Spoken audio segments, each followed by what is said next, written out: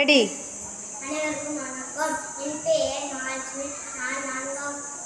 நான் வீரபெருமாள் தூரத்தில் தொடக்கப்பள்ளியில் 4ஆம் வகுப்பு படிக்கிறேன். தேசபக்தி பாடலை பற்றி கூற போகிறேன். பாரத சமுதாயம் வாழ்கவே, வாழ்க வாழ்க. பாரத சமுதாயம் வாழ்கவே, ஜெய ஜெய ஜெய. 30 கோடி ஜனங்களின் சங்கம் முழுமைக்கும் போது உடைமை ஒப்பில்லாத சமுதாயம்.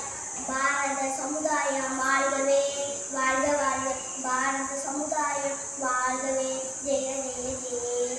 இனி உலகத்துக்கு ஒரு புதுமை